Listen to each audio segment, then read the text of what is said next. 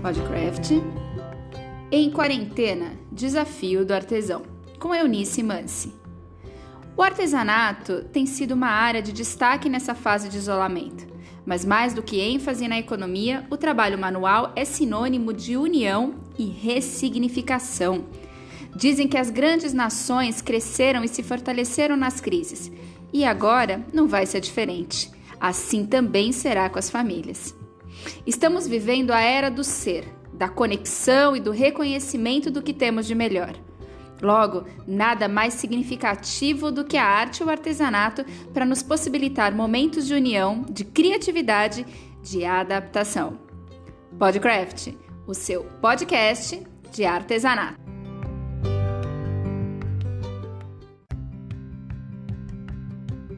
Olá, seja muito bem-vindo ao Podcraft, o seu podcast de artesanato. Eu sou Faiga Silveira e hoje o tema do nosso bate-papo é Em Quarentena, Desafio do Artesão, com Eunice Mansi. Como você sabe, eu e minha parceira de canal Craft, Beth Monta, estamos cada uma na sua casa buscando maneiras de levar informações para você da melhor forma. Em alguns momentos, como a gente já vem explicando por aqui desde o início dessa quarentena, o que deu mais certo foram os áudios individuais e os ajustes de edição. Mas, em alguns casos, tem sido sim possível fazer uma conversa telefônica na íntegra e a gente está adaptando isso cada vez melhor, porque foi o que aconteceu hoje. Mas, como cada caso é um caso, juntos a gente vai encontrando a forma mais adequada. Antes de dar início ao Podcraft dessa semana, eu não posso deixar de agradecer imensamente por você que ouviu o nosso podcast da semana passada, falando do nosso projeto EAD Craft, uma nova forma de aprender e ensinar artesanato. Fica de olho porque mais informações estão vindo por aí e a Eunice é uma das nossas estrelas também. Então vamos lá? Seja muito bem-vinda, Beth Monta! Olá, eu sou Beth Monta, sejam todos bem-vindos ao Podcraft. No episódio de hoje, você pode se preparar para um papo descontraído e uma verdadeira aula de ressignificação para as famílias. É isso mesmo. Então, só para a gente contextualizar um pouquinho, como nós acreditamos que a esperança só ganha força se estiver atrelada à ação, essa foi a forma que a gente encontrou de nos estimularmos a sair em busca de mais e mais histórias e, por meio delas, ajudar você, artesão e demais profissionais da área, a se inspirar e, principalmente, a não parar de criar. Foi assim que nasceu a ideia do Em Quarentena, Desafio do Artesão, uma iniciativa que se propõe a convidar artesãos a contar o que estão fazendo para driblar esse momento. Dia de luz, festa no mar. Hoje é um dia especial. Nós vamos conversar com a artesã e mestra do patchwork, Eunice Mansi. Ela que passou mais de 10 anos aprendendo e ensinando sua arte, buscando ajuda em diferentes fontes, criando novos padrões e técnicas e também compartilhando sua arte por meio de vídeos nas plataformas digitais. É isso mesmo. Então vamos ouvir logo esse papo, né? Porque coisa boa a gente não quer esperar. Vamos ouvir? Eunice Mansi, muito bem-vinda. Obrigada por estar aqui com a gente no podcast, no Podcraft, o podcast de artesanato. Seja bem-vinda. Eu agradeço o convite, é uma honra estar com vocês, conheço vocês de longa data, sei da seriedade de toda a sua equipe, então para mim é um privilégio estar participando desse momento com vocês. Ah, que querida. Eunice, você é uma das professoras de patchwork mais bem conceituadas e reconhecidas do mercado. Há anos conhecemos o seu trabalho e a sua história, mas conta pra gente um pouquinho como que o artesanato e o patchwork surgiram no seu mundo, porque eu sei que você veio de um mundo bem diferente, né? Eu nasci numa casa de costureiras. Então, as minhas irmãs, eram duas irmãs que costuravam. A minha mãe tinha máquina de costura, mas fazia só enxovais, ela não costurava roupas. E o meu pai era um artesão, assim, de muito talento, mas ele não, quando eu nasci, ele já não trabalhava mais com artesanato, ele já trabalhava numa indústria. Mas ele tinha a máquina de costura dele também, que costurava couros. E eu achava fascinante aquelas máquinas trabalhando. Então, desde pequena, eu quis ter uma máquina de costura. Eu via as clientes das minhas irmãs chegando com aquele tecido debaixo do braço, toda assim, será que vai ficar bom? Será que não vai?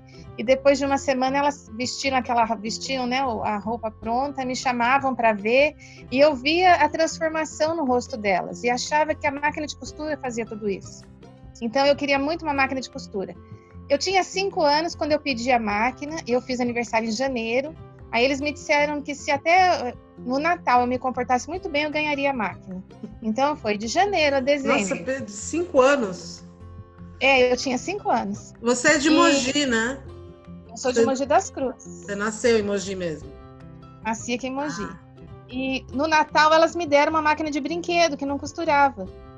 E eu passei uma semana tentando costurar com a máquina e não costurava.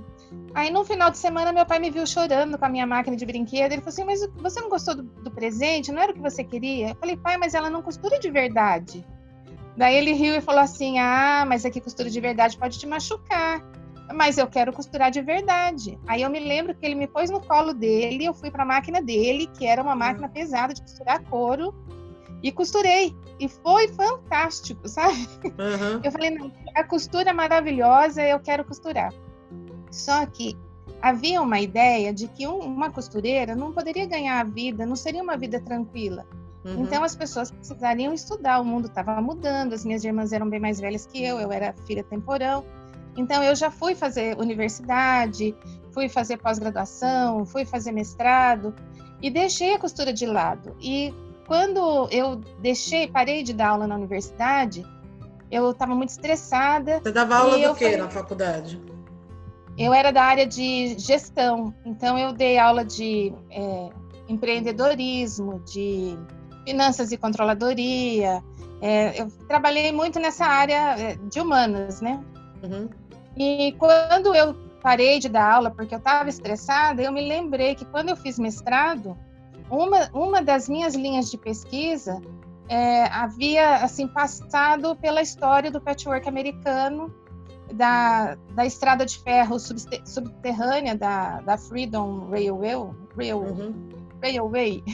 Uhum. E eu falei, poxa vida, essa é uma coisa bacana da gente estudar, né? Mas não cabia naquele momento. Aí, quando eu saí da universidade, eu resolvi retomar aquela pesquisa.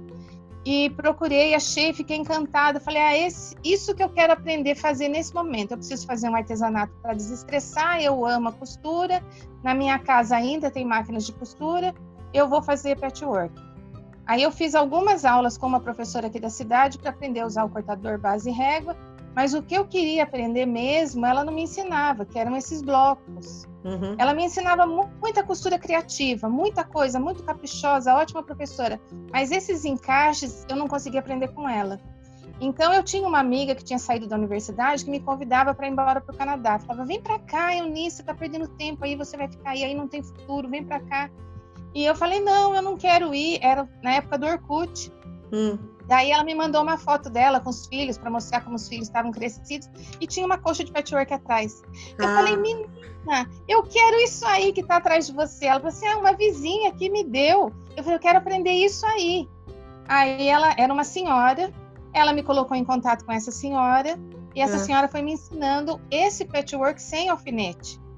Que ele é um patchwork para o dia a dia, é uma proposta para aproveitar talvez uma sobra de tecido, mas também pode ser para você cortar o tecido na peça.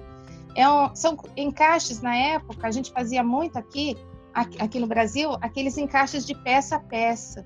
Uhum. E ela me ensinou essa que a gente chama de costura de produção, né? Que você costura primeiro os blocos, depois você faz os cortes. E isso tudo pelo Orkut, vocês conversavam? Não.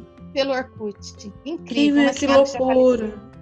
Sim, ela já faleceu. Dela foi me indicando as professoras americanas que ensinavam aquelas técnicas, porque não é questão só do bloco, é questão da técnica. Você pode fazer um bloco usando diferentes técnicas. Você pode cortar peça a peça, você pode costurar primeiro, cortar depois. E nessa questão você tem vários cortes diferentes que podem resultar no mesmo padrão no final. Então, é muito interessante, é muito bonito. A história do patchwork nos Estados Unidos é uma história também que me fascinou muito. Então, foi assim que eu parei no patchwork, porque pintar caixinha eu pinto, faço crochê, faço até bem o crochê. pintura em pano de prato, pintei muito, bordei, porque minha mãe bordava. Mas o patchwork acho que foi o que as pessoas se interessaram mais e foi onde eu acabei ficando. Era para ser uma terapia e acabou se tornando um negócio. Ontem eu vi um curso que eu estou fazendo, enfim, e ele fala que ele chama de sintonia do amor, que é quando a gente besunta as engrenagens do trabalho com amor, ele vai muito melhor, né? Ele flui, né? Então acho que é isso. O amor chegou e te levou junto com no patchwork, que realmente eu realmente gosto também muito. Eu sou apaixonada pela toda a história que o patchwork tem com as mulheres, né? Nos Estados Unidos, eu acho muito interessante também. Agora me conta uma coisa. E aí como que você, depois de tudo isso, você chegou nas aulas porque assim, eu te conheci como professora dando aula e fazendo com a gente a revista do Ateliê na TV. Como que você chegou nesse caminho? Então, quando eu saí da universidade, eu recebi meu fundo de garantia, todos os meus benefícios, e eu decidi construir um ponto comercial. A intenção era alugar para eu poder trabalhar menos e ter uma renda. Mas eu precisava ficar ali cuidando do pedreiro e tomando conta da obra, porque ia chegar material e tal. E a minha mãe sugeriu para mim, leva alguma coisa para você fazer enquanto você está lá. Aí eu lembro que era final de ano, estava chegando o final do ano, e eu comecei a fazer bolinhas de isopor revestidas para enfeite de árvore de Natal. E passou uma pessoa, olhou e falou assim, nossa, que bonito, você faz para vender? Aí eu falei, faço. Nunca tinha feito assim, encomenda para fora. Falei, faço, né? Aí ela falou, quanto você cobra? Aí eu olhei e falei, ai meu Deus, quanto eu cobro nisso? Peguei e chutei um valor, eu sei que eu joguei um valor até um pouquinho mais caro do que era na época. Ela falou, e se for em grande quantidade?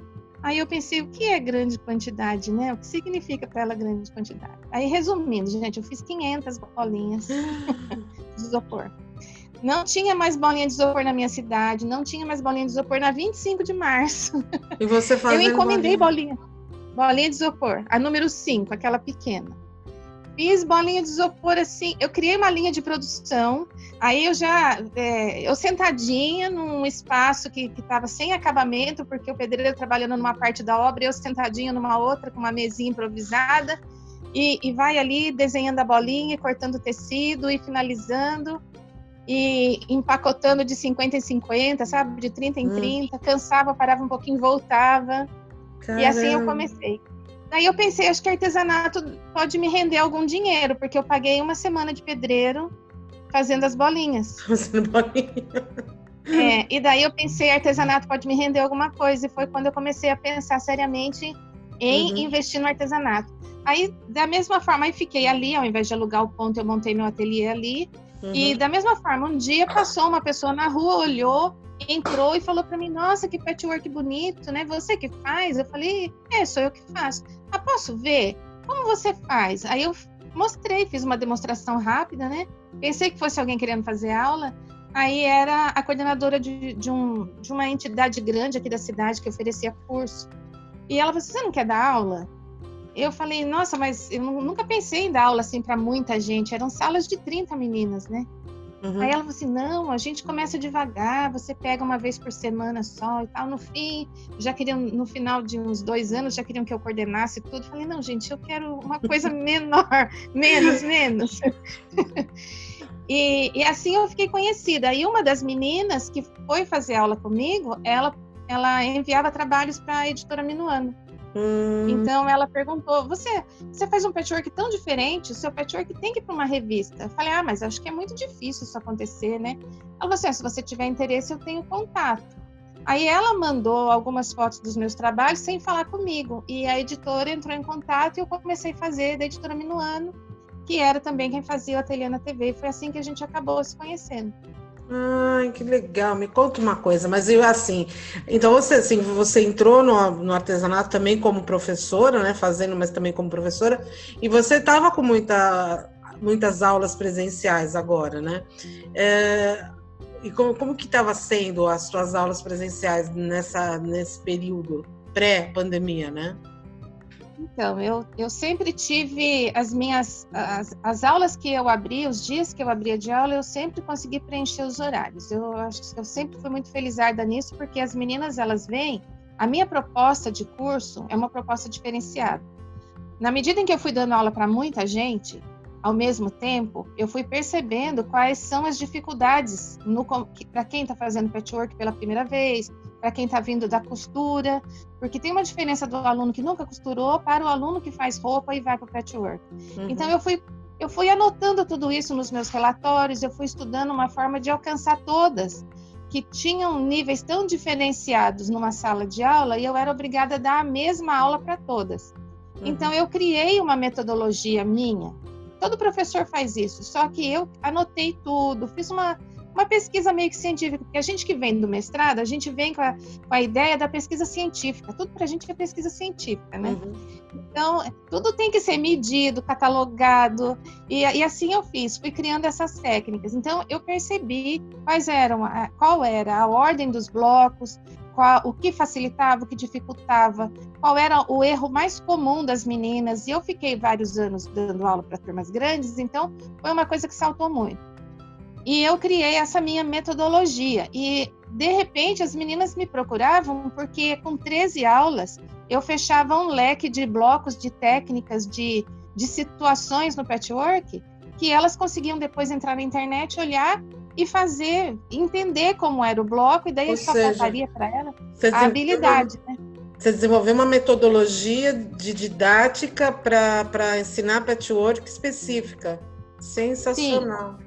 Sim. Oferecendo autonomia para o aluno. A minha ideia, as ideias, assim, o fio condutor dessa metodologia seria o ensino à distância, porque no meu mestrado, o meu objeto de estudo foi comunicação, professor-aluno no ensino à distância. Aí eu imaginei, se funciona no ensino à distância, funciona no presencial. Então, eu fui aplicando isso no presencial, mas dando, assim, bastante autonomia para o aluno. Eu explicava o que era, o aluno ia e fazia. Se tinha eu ficava de longe olhando. Aí, se eu percebia que alguma coisa não tinha ficado muito clara, eu me aproximava. Caso contrário, as meninas, elas iam sozinhas. Então, eu acho que elas se sentiam assim, nossa, mas isso é muito fácil, fazer patchwork é fácil, todo mundo fala que é difícil. Mas é porque existia uma metodologia por trás daquilo que eu fazia. Então, os horários que eu abri, eu sempre tive horários cheios. E eu estava com os horários cheios agora. Eu abri um canal na internet, estava me dedicando um pouco mais ao YouTube, mas eu estava com 3 dias de aula presencial, manhã e tarde, e alguns períodos eu tive manhã, tarde e noite. Nossa. Porque tem o pessoal que não podia fazer de dia, então trabalhava durante o dia e vinha para a noite. Mas nessas últimas semanas, nesse ano, eu tinha decidido não ter mais aula à noite, então eu estava com manhã e tarde. Eu viajei, né, em fevereiro, a gente foi dar aula num evento do Ateliê na TV, então eu dei só aula as 2 primeiras semanas. Quando a gente voltou do evento, a gente já voltou sabendo que estava acontecendo alguma coisa diferente por aqui, que a gente ia ter que ter muito cuidado. Você foi para o Japão? Não, eu fui para Miami e Caribe. Ah, você fez a viagem do navio. Que delícia, Eunice, que inveja. Maravilhoso, maravilhoso. Faço ideia. Foi maravilhoso. Foram pessoas assim que a gente se enturmou de um jeito que foi especial, sem contar, né, a infraestrutura toda que eles oferecem, a atenção que o Ateliê na TV sempre teve com todo mundo, e não é diferente, né? São. Como eu faço parte, eu me considero ainda fazendo parte da família Ateliê, eu posso falar, é maravilhoso, amo demais todo aquele povo de lá. Do coração eles querem mesmo. bem a gente, eles querem bem a gente, eles procuram fazer uma parceria muito legal com a gente, tem muito respeito, eu acho que isso valoriza muito o relacionamento, né, a relação, a parceria. Então, aí quando a gente voltou, elas já estavam assustadas, aí eu falei, não, gente, então vamos fazer o seguinte, eu também estou um pouquinho cansada, porque a gente saiu da rotina, vamos ficar até o começo de março sem aula. Aí tá, não tivemos aula aquela última semana, e daí a gente foi conversando por telefone, algumas famílias começaram a restringir as senhoras, né? Não, a mãe não vai, a mãe não sai. Aí eu falei, olha, então vamos dar uma parada por tempo indeterminado, porque eu também cuido da minha mãe, que é idosa, e da mesma forma que a gente pode levar o Covid, pode trazer o Covid. Então nós resolvemos dar uma parada. Algumas continuam pela internet, Outras estão só acompanhando o meu canal do YouTube. Mas a gente está em contato, todas estão em contato, a gente tem conversado bastante, tenho visto o progresso delas. Muito Mas bacana. me conta uma coisa, porque a gente sabe, né? Artesão que artesão, a gente está sempre inventando e fazendo alguma coisa diferente, se reinventando para melhorar a cada instante. E fora essa forma que você achou para driblar, mas eu também vou confessar, né? Eu tenho visto você está bem blogueirinha no Instagram, a gente vê que você deu uma diferenciada. E como que tem sido essa devolução Gosto muito da rede social, desde o tempo do Orkut. Eu acho que eu aprendo muito e algumas vezes eu faço algumas postagens que as pessoas não entendem muito bem o que eu estou fazendo ali, mas eu sei o que eu estou procurando de resposta, que é a tal da história da pesquisa, né? Uhum. Então, a gente joga muito a isca para tentar pescar os peixinhos e compreender as coisas. E eu gosto muito de política também, mas ultimamente eu não estou comentando muito, porque eu acho que as pessoas não estão compreendendo o que eu quero dizer, então eu achei que seria melhor não falar nada, esperar as coisas acontecerem. E a gente aqui em casa discute muito todo tipo de assunto, inclusive política, religião, a gente não tem problema nenhum com isso. Todas as opiniões, ideias, está tudo bem, mas eu tenho acompanhado bastante as meninas, porque na rede social elas chegam e elas contam também as suas angústias. E o patchwork é uma excelente terapia. E elas procuram a gente como se a gente fosse uma resposta, às vezes, para um problema que elas têm. Então, eu sou uma pessoa igual a todo mundo, mas se eu entro e dou um feliz aniversário para alguém, eu já ouvi, assim, de pessoas que, nossa, o dia dela foi maravilhoso porque você deu um feliz aniversário. Falei, gente, eu sou uma pessoa tão comum, né, como qualquer outra, mas me tornei especial porque em determinado momento que aquela pessoa precisou de uma ajuda, eu estava disponível, aconteceu de eu estar disponível, ter sido eu que participei da vida dela em algum instante. Então, isso é uma responsabilidade enorme, porque você não pode deixar a peteca cair, você tem que estar bem todo dia, você tem que tratar todo mundo muito bem, ter muito cuidado, porque qualquer coisa que você diga que as pessoas não interpretem bem, você pode magoar alguém, e você está muito distante, você não tem noção do que está acontecendo no outro coração, do outro lado. E eu amo conversar com pessoas, estar com pessoas, conviver. Então, estar isolado para mim é muito complicado. Deixei meu ateliê bonito, reformado, vim para um barracão, eu já mostrei aqui numa live.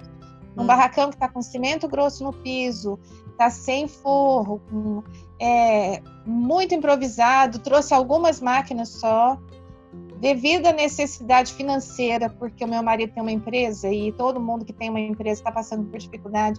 Eu já vendi algumas máquinas. Espera que a gente converse, chegar lá, que eu também quero saber sobre isso. Mas assim, a Eunice, ela se agrega duas coisas, né? Que eu acho que é justamente por isso que essa tua escuta ativa é tão bem-vinda. Você não só lida com o patchwork, que é uma forma de expressão que a gente sabe que foi a voz das mulheres durante muitos anos, né, dentro da história do patchwork, e a de professora que também né? Afinal de contas, é por meio da professora que a gente aprende a pensar e a se expressar. Então, quando você agrega essas duas coisas, é óbvio que as pessoas vão querer mais ficar muito feliz e poder compartilhar com você, né? Mas já que a gente está falando, você lembra de alguma outra fase tão crítica como essa que a gente está vivendo? O medo sentiu, e como que foram que vocês, naquela época, né, por exemplo, alguma outra atividade, e como foi que você conseguiu recorrer a subterfúgios que te dessem respaldo para transpassar isso com mais tranquilidade? Alguma experiência que você tenha tido? Olha, Beth, tão grave como esta, não.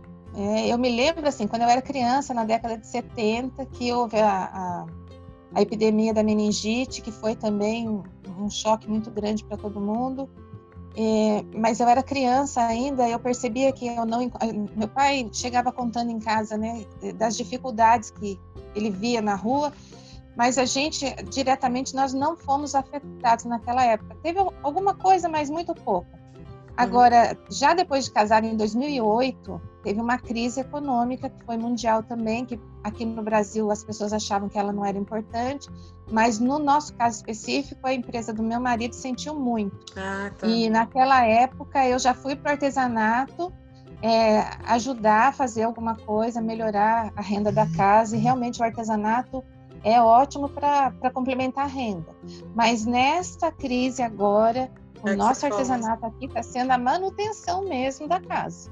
É impressionante, né? Como você... Agora você já tinha, voltando, né, ao assunto que você já tinha colocado, como de repente o artesanato se recupera rápido, né, frente às crises, e isso é uma questão de história, não é nem uma questão, é novidade que o artesanato se recupera, né, rápido. Não, não é.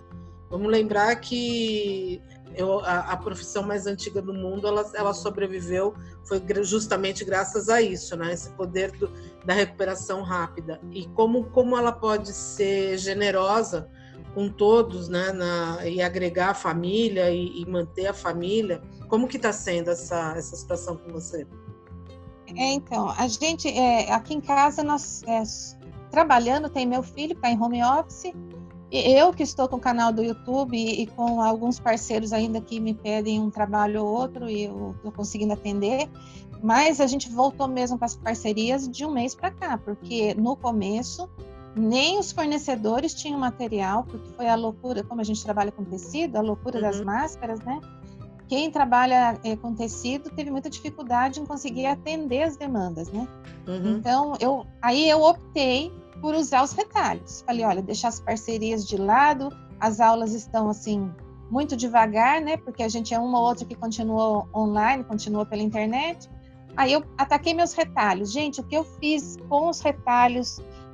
muita gente falou para mim que passou a olhar os seus retalhos com outros olhos, porque realmente, aí eu fui buscar as técnicas bem antigas, as primitivas do patchwork, né? É sensacional isso. Que aproveitava tudo, e o canal do YouTube passou dos 100 mil inscritos, eu vinha patinando, de repente ele passou, e porque eu fui buscar essas técnicas que estavam assim, estão se perdendo, né? Porque com a tecnologia, com o avanço das máquinas de costura, da produção em massa, o trabalho artesanal ele foi ficando esquecido. Então, quem conseguiu chegar até aqui com informações é porque tinha livros, é porque a família manteve a tradição de fazer, mas agora, de novo, com a divulgação em massa, eu acredito que vai se universalizar novamente. E eu acho até interessante, Beth, que eu vejo que tem países aí que não tem cortador base e régua. Elas usam tesoura, elas usam o giz, a régua e a tesoura. Então, quando a gente fala para o mundo inteiro, como é o caso agora com a internet, você precisa conhecer as técnicas que são possíveis para quem está lá do outro lado. Então, isso também remete muito a mais pesquisas, né? E é legal porque as tuas ideias vêm a gente sente que as tuas ideias vêm de um estudo, não são aleatórias, elas têm uma base para poderem nascer. E é legal também que a gente vê que essa base sólida de onde elas são originais, elas repercutem, né? Elas vibram por aí, vão trazendo, né, bons louros colhidos disso. Agora, vamos combinar, né? As suas peças são diferenciadas e 2 quesitos de detalhes são a fartura de detalhes e a riqueza de materiais. E eu acho que aí a gente casa, né? A riqueza de materiais, porque você consegue ter um olhar generoso e abrangente. Então, às vezes, o combinar tecidos aleatórios pode ter uma riqueza muito grande, né? Mas, de qualquer maneira, fora isso, como que você tem feito? A gente já viu que você conseguiu recorrer. E agora, nesse momento, com os fornecedores de tecido, matéria-prima, como você conseguiu já retomar isso? Ou você ainda está nos retalhos de estoque que você tinha? Não, já consegui. Já consegui receber alguns materiais.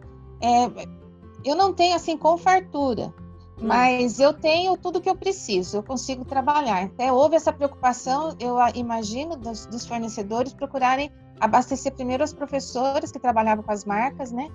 Porque sem matéria-prima a gente também não consegue divulgar. Então, nós já retomamos esses trabalhos e esse fornecimento já está regularizado. Mas a notícia que eu tenho desse pessoal que produz, desses fornecedores, é que para eles foi uma loucura imensa. Porque eles tiveram que fechar as portas, tudo teve que parar, mas eles tinham pedidos além do comum, porque foi um período de demanda excessiva. Então, eu falava para eles, olha, eu nem vou ficar muito no pé de vocês, porque eu sei que deve estar uma loucura. O que normalmente me respondiam em meia hora, passou a ser respondido em 2 dias. Ai, me perdoe, mas a gente não conseguia. Tranquilo, eu sei que deve estar mesmo. Foi uma loucura para todos os segmentos, né? Mas eu acho que o artesanato, Beth, a gente estava falando, eu acho que o artesanato, ele nas crises, no ano passado, já se falava de uma crise e já tinha uma dúvida se a mega artesanal ia ser boa. Né? Eu não sei se você ouviu esses comentários, mas muita gente falava assim, a mega esse ano vai estar vazia. Eu falava, vai estar nada, gente. Agora é que todo mundo vai para o artesanato. Porque é muito comum, sempre que você vive uma crise financeira, o pessoal vai para o artesanal. E o artesanal salva o arroz com feijão, a conta de luz, a fralda da criança. E as pessoas começam a perceber que lá no começo tudo era artesanal. Se você for pensar nas escolas de séculos passados, né? Sim. Como é que se aprendia um ofício? Você ia para a casa do mestre artesão. Então, ser artesão era um privilégio, porque quando você tinha a possibilidade de aprender com um artesão profissional, esse artesão era muito bem pago. E a gente foi perdendo isso. Esse saber foi se transformando numa coisa sem importância. E agora, nas crises, especialmente nessa crise, as pessoas estão ávidas pelo saber, estão procurando, elas querem aprender. Há um desespero por o como se faz, né? Eu adoro escutar isso, porque é de verdade a gente ter esse resgate e essa valorização, porque eu acho tão injusto, né, o que se fez com o artesanato, principalmente aqui no Brasil. Na Europa ainda o artesanal, na Europa, ou mesmo nos Estados Unidos, ele ainda tem um respeito maior. Agora, aqui no Brasil, parece que as pessoas acham, né, delegaram um sentido tão complicado a profissão, e eu fico tão feliz de saber que ela está renascendo, que ela tá vindo. Agora me conta uma coisa, você fala de artesão, a gente conversando de artesão aqui, teve algum artesão ou alguém que te inspirou de alguma maneira? Quem que foi? Como foi, então, né? Essa senhora, né, do Canadá, que já faleceu, que me ajudou bastante, e ela foi me apresentando várias professoras, e teve uma americana que se chamava Pamela Bono. Eu acompanhei muito e eu gostava muito do raciocínio lógico dela e fui entendendo algumas coisas na forma que ela explicava, né? E só que de repente a Pamela sumiu, desapareceu. Ela tinha um grupo pequeno. Eu não falava quase nada porque eu falo um pouco de inglês, mas muito pouco. Eu só mais assistia, pegava os passo a passo e estudava os encaixes que ela ensinava, as combinações e tal. E de repente ela sumiu e desapareceu, e cadê? Deletaram a página dela, e meses depois eu fiquei sabendo que o Pamela Bono era um pseudônimo, e que ela era uma cantora americana de música country, e que ela costurava nas horas vagas. E quem era a cantora, você sabe? Não sei, e eu só sei que houve um acidente e ela faleceu, ela e o marido faleceram no acidente. Aí o filho não fazia ideia que aqueles e-mails que ele estava recebendo era de um pseudônimo da mãe dele. Que loucura, e nem que as cobranças. E ele deletou tudo. Um acervo incrível, maravilhoso. Aquela mulher tinha uma pesquisa no Patchwork. Nossa, aquilo era delicioso de ver. E ela fazia assim, quem é do clube pode usar tudo que ela criasse. E ela criava coisas incríveis. Ela falou assim, olha, quem é do clube pode usar tudo que eu crio, não tem problema nenhum. Se for para fora, se você for fazer para você, nem se preocupe com direito autoral, porque é uma questão muito séria lá. Agora, se for para fazer num evento externo, que parte da renda seja beneficiada, seja um evento beneficente. Então, já teve dia de McLanche feliz com as costuras dela, né, com os blocos dela e o que ela fazia. E às vezes acontece, ela faleceu em setembro, aí quando chega setembro, a gente começa a procurar a turma do clubinho, né? Para tentar fazer uma homenagem para ela na internet, porque ela me ensinou muito mesmo. Que história louca. Isso dá filme, né? Vamos mandar para Hollywood que dá filme lá em Hollywood. Para pensar, hein? Descobrir o roteiro. Olha, uma pessoa que ensina tudo o que sabe, abre mão de direito autoral, e nem o próprio nome dela a gente sabe até hoje, a gente não sabe. Que ano, que mês que ela morreu? Setembro? De Ela que faleceu ano? em setembro, ela faleceu dia 17 de setembro. De que ano? Já tem alguns anos, hein? Já tem bem uns 6 anos ou mais, hein? Então deve ter sido 2014. Vamos dar a busca de cantora americana que morreu em acidente. Quem sabe a gente acha, né? Vamos procurar. Me conta uma coisa. A gente já falou no início desse podcast que nós, do canal Craft, acreditamos na esperança associada à ação para fazer as coisas acontecerem. Então me diga uma coisa. Qual a sua maior esperança ou quais as suas maiores esperanças para quando tudo isso passar? O que você está fazendo para isso acontecer? Eu acho que nós vínhamos, isso é a humanidade toda, não só o Brasil, não só a minha casa, não só a minha vida, mas acho que todos nós, a gente vinha se ancorando muito nas coisas materiais. Então, o que eu percebi foi que, até comentei isso numa live, que de repente eu estava num espaço confortável, bem acabado, bonito, bem montado, e por ser meu, por estar imposto em dia, tudo em ordem, eu achava que aquilo eu estava segura. E de repente eu vim parar num barracão sem acabamento, com algumas máquinas, e percebi que não há segurança nenhuma nas coisas, mas há nas pessoas. Então, eu acho que esse isolamento também serve para a gente perceber como as pessoas são importantes para nós. A gente talvez não sinta tanto, porque ainda temos a internet, podemos conversar pela internet, podemos nos ver, mas a convivência entre as pessoas, a tolerância, a partilha, eu acho que tudo isso tem que ser melhor daqui para frente. Não dá para a gente voltar na mesma correria que era, passando pelas pessoas sem enxergar quem está ao nosso lado no trem, no ônibus, no banco da missa. Não dá. As pessoas têm que ser a prioridade da nossa vida, não as coisas. Bonito isso, Eunice. A única coisa que a gente não consegue fazer nesse momento é dar aquele abraço, mas nessa hora, sente aquele abraço, porque deu uma vontade de dar um abração. Agora conta para mim, tem mais alguma coisa que você queira acrescentar, que a gente tenha deixado passar, ou mesmo alguma mensagem, que apesar que você mandou essa mensagem tão bem, que fiquei até emocionada, para deixar para os nossos ouvintes mais alguma coisa? Então, eu acho que, acima de tudo, em primeiro lugar, Beth, a gente tem que ter confiança na gente mesmo. Se você achar que você é uma pessoa que não consegue passar uma linha no fundo de uma agulha e pregar um botão, costurar um botão, né? A gente vem com a história velha do pregar botão, não é prego, né? Costura, costurar um botão. Se você achar que você não vai conseguir passar aquela linha naquela agulha, você já não vai passar. Então, a primeira coisa, você tem que encher o pulmão de ar, endireitar sua coluna, levantar sua cabeça e falar, eu vou conseguir. Se não for exatamente como eu penso, alguma coisa, algum passo adiante eu vou dar. Essa é a primeira coisa. Primeiro, acreditar que você é capaz, que você pode. Segunda, escolher algo que você goste de fazer, algo que você sinta, não, isso aqui eu tenho habilidade, para isso aqui eu consigo. Não precisa vir para o artesanato, você pode ir para uma culinária, você pode ir para madeira, madeira que eu digo é entalhar mesmo alguma coisa, um objeto ou um móvel, você pode ir para pequenos reparos, você pode fazer o que a sua mão puder fazer. O que você acreditar que a sua mão é capaz de fazer, procure fazer, procure desenvolver habilidade aliada à técnica. Se você gosta e se você tem a técnica, você vai desenvolver habilidade.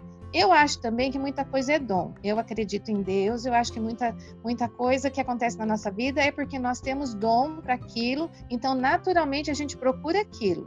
A gente se interessa por aquilo que já é natural, que a gente já nasce assim. Há pessoas que acham que não, que a gente pode desenvolver todo e qualquer talento em qualquer pessoa.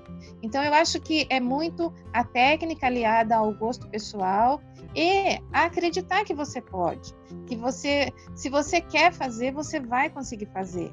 Uhum. Talvez não faça com a perfeição, tem a expectativa e a realidade que a gente tem visto muito, né? Uhum. Mas nem sempre, nós já conversamos uma vez sobre isso, o que você faz pela primeira vez não vai sair perfeita, não vai ser tão bom quanto aquilo que a prática e a habilidade te levaram a fazer. Então, se alguém aí pensa em começar artesanato e falar, mas eu não dou para isso, eu tenho certeza que em algum ramo do artesanato ou do trabalho artesanal, você vai se encaixar. Porque todo mundo usa as próprias mãos para fazer alguma coisa. Uhum. Então, de repente, aí está o caminho de conseguir uma renda extra ou até a manutenção mesmo da casa. Ai, sensacional. Eu falo assim, o que o coração manda, as mãos obedecem e faz, né? Elas mandam bala, não é só você. O coração manda e a gente segue atrás, né? Olha, Eunice, muito, muito, muito obrigado. Fico muito feliz de coração mesmo de você ter participado desse podcast com a gente. Agradeço o seu tempo, a sua disponibilidade e deixo aqui todo o nosso carinho para você. Que venham outros. Eu que agradeço. Aquele abraço agora eu te retribuo. Sinta aí um abraço bem gostoso, bem aconchegante, assim, muito carinhoso. E não só você, como todo mundo que ouviu, que esses minutos, essas palavras, esse instante que a gente está passando juntos, que seja proveitoso e que vocês tenham como um ponto de partida para alguma coisa nova. Porque Amém. Se o que foi não foi tão bom ou não te deu um suporte para que agora você consiga passar essa dificuldade, então que seja um momento também de mudança, de confiança no futuro e que a gente vá em frente, sempre em frente. Amém. Obrigada de coração. Eu que agradeço. Mais que uma aula de patchwork, como boa professora que é, Eunice Mansi nos trouxe a delicadeza do unir tecidos, aonde a gente consegue imaginar como se fossem tecidinhos, ideias, pensamentos, onde a gente vai tecendo, juntando um com o outro e formando novas ideias na nossa mente. Essa é o grande diferencial do patchwork.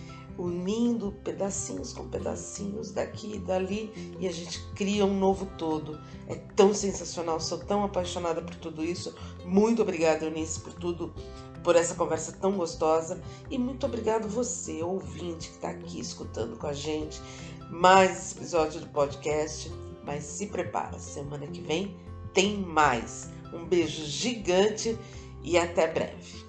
Gente, que delícia, obrigada Beth, obrigada Eunice, lembrando que a Eunice está com a gente nesse novo projeto que é o EAD Craft, você logo vai ter mais informações, mas a gente não vai deixar de posicioná-lo sobre tudo que está acontecendo, todas as novidades, todos os professores, e fica de olho porque vem curso da Eunice aí com todo esse carinho. Queria aproveitar aí na mensagem dela também, reforçar o nosso carinho, o nosso amor e a nossa gratidão a toda a família Ateliê TV, porque realmente Dotã e sua turma são donos e proprietários do nosso coração e a gente acreditando, né, nesse momento aqui de união, de parceria, é muito bom quando a gente pode falar de um trabalho que é muito bem feito, como todas essas viagens, todos esses cursos presenciais que o Dotã vinha fazendo. Deu essa pausazinha de quarentena, mas logo tá de volta. Pegando carona em mais uma informação aí, um pensamento da Eunice, eu queria dizer que eu também acredito muito no autoentendimento, né? Nesse autoconhecimento, nas autoafirmações, em você acreditar que você é capaz. Nós, só por sermos brasileiros, já somos tão criativos, tão habilidosos, e que o artesanato ele ganhe cada vez mais visibilidade, cada vez mais respeito, porque é o que ele merece. É o que a gente vem tentando fazer desde o início do canal Craft, agora embarcou essa iniciativa que é o EAD Craft, para poder levar mais informação de formas diferentes e ao máximo de pessoas.